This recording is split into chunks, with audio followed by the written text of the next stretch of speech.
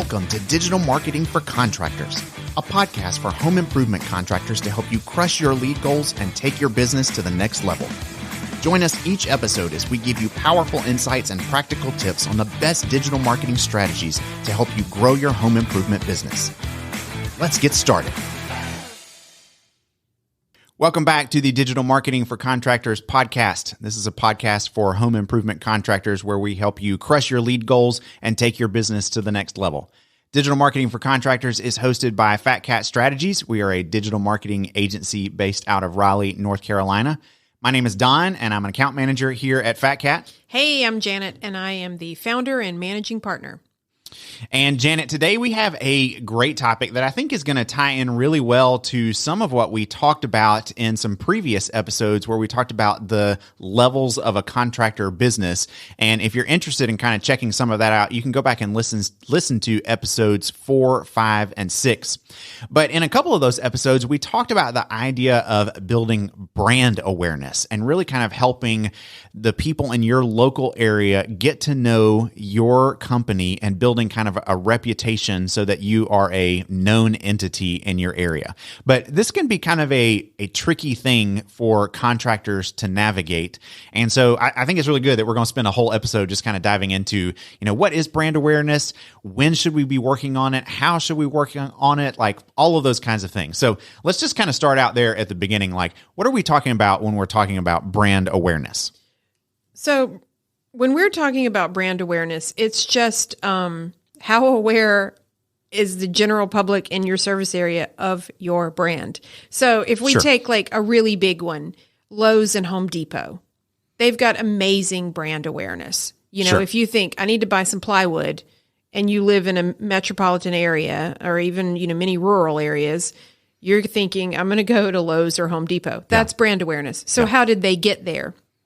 They get there through a lot of advertising and through community outreach. So for our contractors, for the purposes of what we're talking about today, I think, Don, one of the things that you wanted to talk about was sort of lean heavy into the community outreach. Yeah. Well, I think, you bring up, by bringing up those couple like big national brands is helpful because when we're talking about brand awareness, we're not only talking about like the name of the business and what kind of products or services you sell, although those are the most important things. But we're also kind of talking about like, what is your reputation? Like, what are the kind of like, softer skill sort of things that your company is known for? So like when we're talking Home Depot and Lowe's, it might be things like, well, we know that these companies have like everything under the sun when it comes to DIY home stuff, but you also are probably going to get the cheapest prices if you go to those places. And they're trying to really do a lot at helping people figure out how to do it themselves. That like all of that is kind of part of those brands is understanding this is the kind of company we are. This is what we do. Like, I used to every Saturday morning take my boys to Home Depot for a kids workshop, where they learned how to build I didn't know like, they did kids workshops. Simple craft kind of thing. But that's part of their brand is that they want it to feel like we can help you figure out how to do things for yourself. And that was one of the ways that they do that. That's cool. I didn't know that. So when we're talking about brand awareness, we're talking about those kinds of things. So for you guys as a contractor, it's not just like, hey, we're ABC Roofing and we install roofs in the, Metro St. Louis area.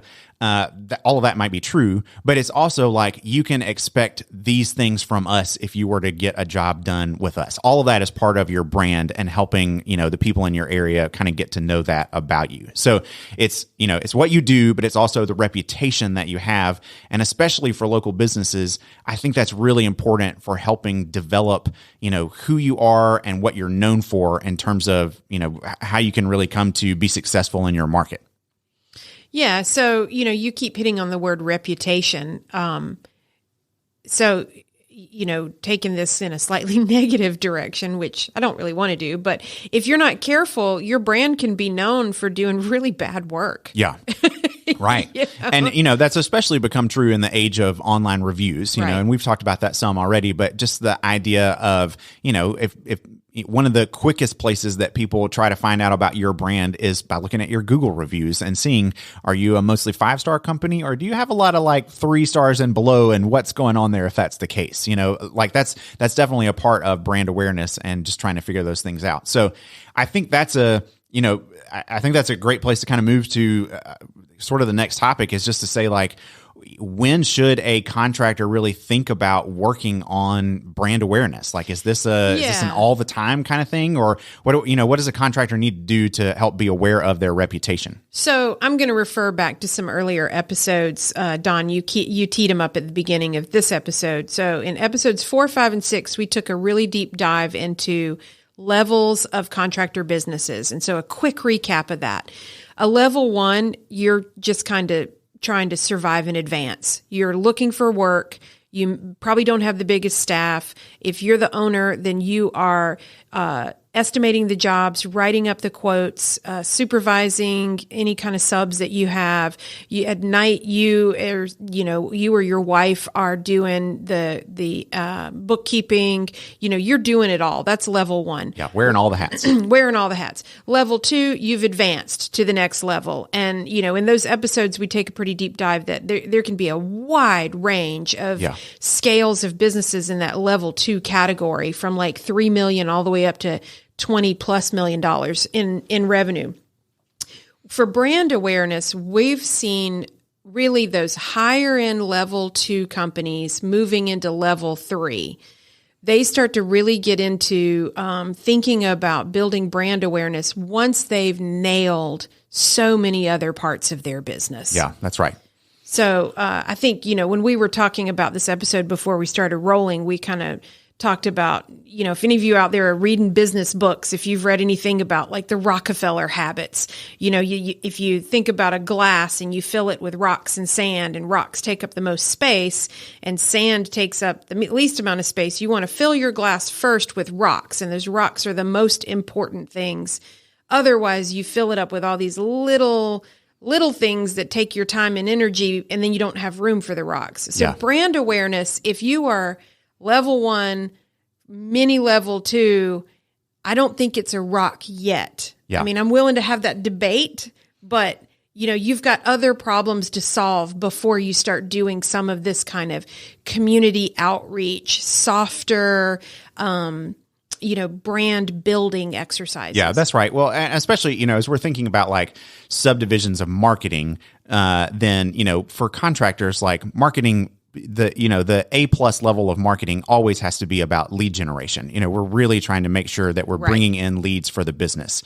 And so brand awareness is a part of marketing, but it's not critical necessarily to lead gen. It really has more to do with figuring out, how are you going to move to that place that a level 3 contractor is trying to get to, of dominating your market. Not just... What do you mean by dominating? Because we keep saying that. I think I know what you mean, but I think it's worth it to spell it out here and now. So it's the idea of like, if let's go back to the made up example I used a minute ago. If I'm living in the Metro St. Louis area and I need to get my roof replaced, that from the top of my mind, the first thing that comes to mind is ABC Roofing. That's dominating the market. It's because I've already heard of them. I know of them. I probably know somebody who has had their roof redone by ABC Roofing in my neighborhood. I've seen their trucks. I've seen their commercials. I might even know somebody who works for ABC Roofing. But the point is, like, they are the go-to company in my area for roofing because they have worked really hard at building that brand and doing quality work. And so I know of them before I even need to get my roof done. Like, they are dominating the market because they are the most well-known player in the roofing game for just the general population. And so when anybody is looking to have their roof done, that's who they're likely to call because they have dominated the market. Yeah. And so that is an example of a locally owned company in a metro area dominating a segment. In our made-up example, we're talking about roofing. When we talk about that level of top-of-mind brand awareness, what springs to mind for me often are national companies that, and I'm going to be honest, I don't exactly know how they operate, but I think they might operate on like a franchise model. So, what comes to mind for me is maybe like a Renewal by Andersen. Yeah. So if you're thinking about replacing all your windows, you're probably going to have a few names pop into your head, and those are going to be Pella, Marvin, and Andersen. Yeah. And then, Renewal by Andersen, there's all these installers all over the country. And that brand awareness is supported by national advertising campaigns and national brand awareness campaigns. Now, we have seen smaller than these national manufacturers. We've seen regional players that might have locations in multiple metro areas in one state or be in 3 adjacent states. We've actually had clients that grew to that level, where they build brand recognition after they've solved a lot of other problems, and they do it through community outreach, through television advertising, through TV advertising, through sponsorships, through charitable works. So we've seen it at the national level, and we've seen it where it's still an independently owned private business, but most likely they've grown to the point where they have multiple locations and are serving multiple towns and multiple metro areas. Yeah, that's right. So I think even just kind of highlighting that is a great way of sort of talking about when is a contractor ready or not ready to really think about doing brand awareness. And I think the point you're kind of making is if you are at the stage where what kind of work you do and what kind of work you want, and maybe more specifically to that point, what kind of work you don't want. We do these types of services or sell these types of products, and we don't go over here. This is who we are. This is what we're going to be about. And now you're at the point where you're ready to kind of be the industry leader in your area. That's the great time to really think about how do we begin investing more in brand awareness. You're not really ready yet if your services aren't clearly defined, if you're still taking kind of whatever work you can get to be able to pay the bills. And really if there's not any wiggle room in your marketing budget, if you need every penny of your marketing budget to go towards lead generation, then you're probably not ready for brand awareness yet either, because it's going to cost you a little bit, and it may not be the easiest to track in terms of how it's producing leads. So we keep using this term brand awareness. I don't think we've defined it yet. Right. Yeah. Let's try to define it. So what do you mean when you say you're not ready for those brand awareness activities? Yeah. Well, you gave some really good examples, I think, there of just saying we're talking about the ways that you can invest in your community that are going to help get the name of your business out there. So it could be anything from you sponsor a little league team and your business logo is now on the jerseys of the kids playing little league baseball, and it's out, on a big flyer out in the field somewhere. It can be some kind of community sponsorship, whether you're sponsoring an organization or an event like a race or, any of those kinds of things. You could sponsor a calendar or a flyer or something like that goes out in the mail or gets dropped off at coffee shops, and people can pick it up. So I've got an example. All right. I can't believe, I feel kind of dumb that we've sat through this whole episode. We helped one of our clients do one of these last night. So we have here locally in the Raleigh, Durham area, we have a client that is a luxury custom home builder. So they are building, incredibly custom mini mansions, $2, $3, $4, $7 million homes. Yeah, your basic starter castles. Yeah, your basic starter castle. So this client, one of their goals is to keep very good relationships with some of the realtors that make the introductions to them, that lead to, to getting a client that's going to build this custom home. Yeah. So last night, one of the folks on our staff organized and went to an event for the realtors that drive some of their business and leads. And it was a class to build cheese boards, where if you're going to put together a charcuterie plate, it was like a class on charcuterie, if I'm saying that correctly. Sounds yum. That is brand awareness. Yeah. You are sponsoring an event, hosting an event, inviting key players who help support your business in your local market, and you're going to leave them with a good impression and, a belly full of snacks in this case. Yeah. This same client on, I I don't know that this is exactly brand awareness. You could debate me. I'll tell you what we did. Okay. We've organized a subcontractor lunch event where in a neighborhood where they were building multiple homes, we got a food truck that did chicken wings. And we told all the subs, hey, if on this day, if you're in this neighborhood, free chicken wings. And then we posted it on social media. Yeah. And so we made, a little bit of a big deal about Yeah. it. So those are the kind of things That's a that great example. are Yeah. not direct lead gen activities. That's right. But you are putting together some sort of event, something fun, a golf outing, a class on how to build a charcuterie plate, free chicken wings for your subs. Those are all legit, actual examples of things that we've helped coordinate for a custom home builder here in our area. Yeah. So all that is exactly right and spot on for kind of what it looks like. Brand awareness is really about like relationship and reputation building. So you are connecting with people in your community or organizations in your community. You're serving and meeting needs in your community. You're showing up in the places that are important to your community and to your potential customers, and you're being present and even showing how you're willing to help out. It builds your reputation and your presence as a company so that you become more known. And then when people are interested in, your services, you're going to be the company that they think of. That's really what it's about. So on to that point then, I think we've given some good examples, but let's talk a little bit about just kind of best practices when it comes to brand awareness, things that you should be doing when you really think about it. And we've kind of hinted at this one already, but I want to say it explicitly here, which is that when you're thinking about brand awareness, you need to just accept that brand awareness is a different form of marketing than what you probably have been doing most of the time in your company's history, which has been about lead generation. Yeah. If you're going to go, where are the leads? Yeah. That's the wrong question to ask when it comes to brand awareness. Brand awareness is not easily trackable when it comes to really any kind of results, leads or otherwise. But it is important to building up your reputation and the ability for you to dominate your market. So it should affect your leads, but it's not likely going to be something that you can track. So it's going to be hard to really be able to tell, oh yeah, it was worth it for us to,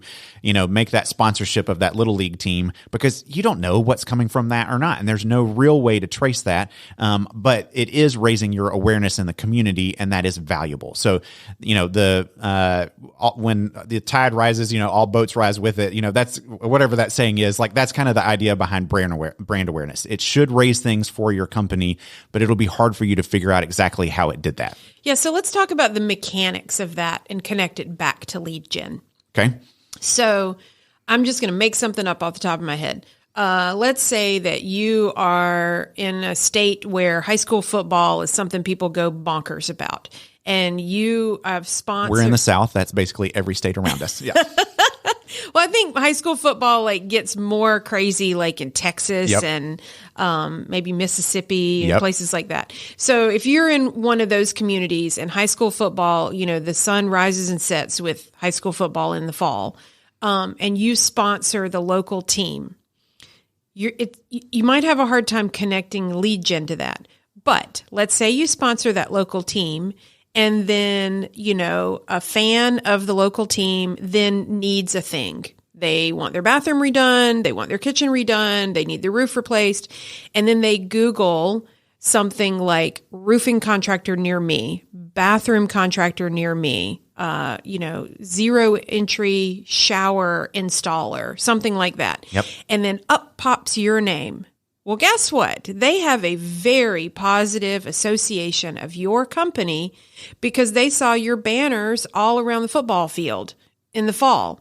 So that's how, that's when we're saying you can connect, but it's a very soft connection, brand awareness to lead gen. It just helps someone feel confident to go ahead and interact with your company because they've heard of you, they've seen you in the community, and they have a positive association with you. Yeah, that's great. So as you're saying that, a kind of a story came to mind from one of my clients who was kind of in this top of the level 2, kind of stage of their business.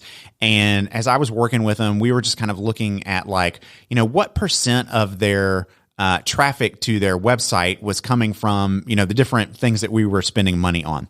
And for these guys, it was like almost 90% of their traffic was coming from paid ads, from ads on Google or Facebook or whatever. And as we started talking about it, it was like, why is that? Like, we're doing a whole bunch of other things as well. We're working on their SEO. We've got email marketing going. There's all kinds of other things. Like, why is that happening? And we really kind of started to explore, like, well, they're able to spend a whole lot of money on PPC because of the stage that their business was at, but they hadn't really invested at all into brand awareness. And so as the puzzle started to become clearer to us, what we realized was like, people are clicking on their ads because they're showing up at the top of the page. But when it came to like finding them on any other place or for any other reason, nobody recognized their name. So they were showing up next to some other like national competitors that, that people recognized and were willing to click on. They showed up next to things like Home Depot and Lowe's that people were willing to click on, but they didn't know this company's brand name. And so when they saw them just pop up randomly, it was like, well, I don't know who that is. Why am I going to click on it? And it's a great example of like, okay, they're really being hurt by a lack of brand awareness. And so we started saying, let's put some money into some of these kind of community organization and community sponsorship kinds of things. And over the past, several months as that's happened, we've started to see like all of that other stuff is really kicking in. So the percentage of what they're getting from PPC has gone down proportionately as all the other things have started to come up. It sounds counterintuitive. But, as you're talking, I'm picturing that classic pie chart. When we're looking at either web traffic stats or lead generation stats, we've got all kinds of software we can analyze that. And if you're telling me that either all of their traffic or all their leads, we could trace 90% of them back to PPC, to me, that's like a red warning bell going off. Big danger. It's a big danger because you are living and dying, by Google's PPC rules. Yeah. And those can change quickly overnight. And you can, your ads can stop working as well, or a competitor can come in and outspend you. But a more healthy mix of that, and I think what you're saying is you're starting to achieve that, is as you have more local brand recognition, when we do an analysis of both web traffic and lead generation, we will actually see a fair chunk come from the source we call direct. Yeah. So when we're looking at an analytics report, there'll be like direct, CPC or PPC, which is, paid ads, then referral, maybe some from organic, some from social. And if you see a pretty big chunk of web traffic and leads coming from that source called direct, what does direct mean? It means if you are, we'll go back to Don's earlier episode, ABC Roofing in St. Louis. People went to the internet and they typed in ABC Roofing and went directly to your website. Yeah. That is an indication of somebody that already knew who your business was and they went directly to it. They didn't first search on a related term and then discover you. Yeah. And so when we see our clients, advance through these levels that we talked about in episodes 4, 5, and 6, one of the things that we really like to see is we like to see more traffic coming to their site from direct sources, because it says that they've got a really great reputation in the areas that they serve, and neighbors are talking to neighbors, or there's other campaigns going on to build that brand recognition, and people are going directly to their website and they're skipping the search and they're skipping the ads and they want to quote from that company. Yeah. Yeah, exactly. Okay, so I think, great examples there, helping us really kind of understand some of that. What about, I'm thinking about like contractors who might be listening to this episode and going, well, I kind of do that, like, because we go show up at all these like different events and stuff, and we have a booth and we promote our stuff, and isn't that brand awareness? Like, if we're talking about like, sometimes people yes call it no field that. marketing. Is field marketing brand awareness? Field marketing. Wow, we've seen it be such a huge component of success, especially for some of our bath clients. I think we should do a whole episode on field marketing. Yeah, agreed. Let's do that. Yeah. So we'll just tease that for right now. We'll just tease it and say, field marketing is in the realm of brand awareness, but there's all kinds of KPIs that you can actually track back to field marketing. Right. And it is its own beast that requires it, a lot of logistics to make work really well. But if you can get it to work really well, boy, howdy, does it work. Yeah, exactly. So yeah, field marketing does accomplish some brand awareness for you, but it's still primarily about lead generation. And I think that's kind of the difference from what we're talking about with these there's other a distant cousin of field marketing that's canvassing. Since the pandemic, especially our roofing and exterior clients used to do a lot of canvassing.